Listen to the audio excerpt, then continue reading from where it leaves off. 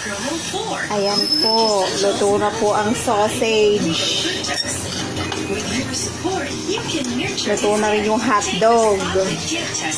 Ayan po si Mr. Hernan Orma. Nagluluto po siya. Siya po ang cook. Mahilig po siya sa Vienna sausage. Ayan, lutong-luto na po. Ayan. Luto na yung hotdog, luto na yung sausage. Ang susunod ay, pakita mo daddy ang susunod. Ayan po, sisig po. Ayan. Yan po ang susunod niyang lulutuin. Busy po siya. Tingin ka naman daddy. Naka-video to. Ipopost ko na to mamaya. Patin ko. Bawang na lang ilagay mo di. Careful.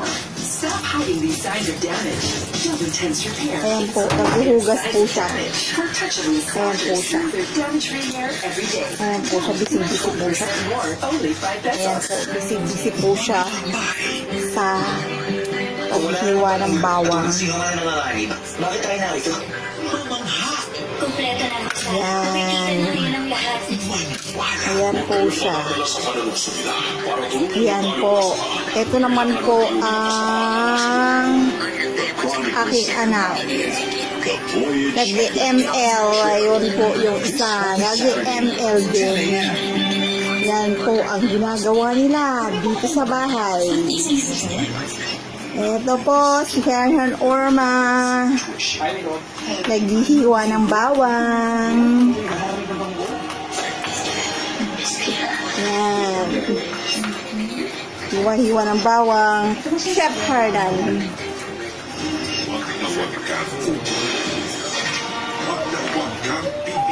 Yan po. Nagluluto na po siya. Ayan. Ayan po. Igigisa niya na po ng bawang yung sisig. Yan. Si Tony at si Johnny, conjoined twins, habang buhay na silang magkadikit. Pero itong si Johnny, nag-asawa na pala. Paano nga ba ang dalawa kung may isis na Daddy! Busy si Daddy. Ayan po. Nagluluto na naman po siya ulit. walang butas ang puwet ni Tony.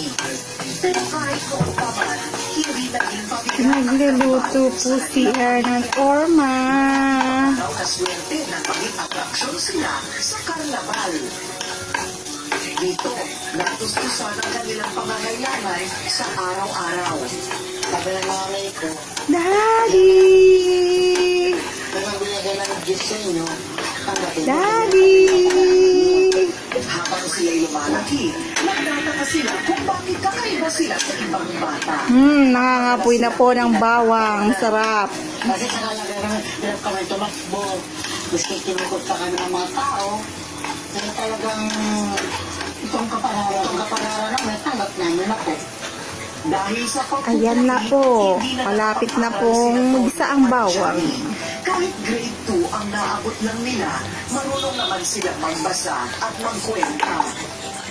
Bago pa man sila naulila sa kanilang mga magulang, natutunan na nila ang magtrabaho para sa sarili. Dahil Ayan, gisa-gisa lang. magkasama nilang ginagawa ang lahat ng bagay. Gisa-gisa. Lumang motor na tulong-tulong para magkaroon Lalagay ng po niya yung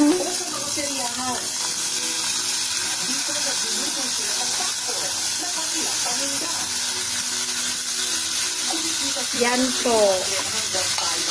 Oh. Yan. Ang bango. Sisig na may kalamansi. Sarap. Wow, gano'n na po.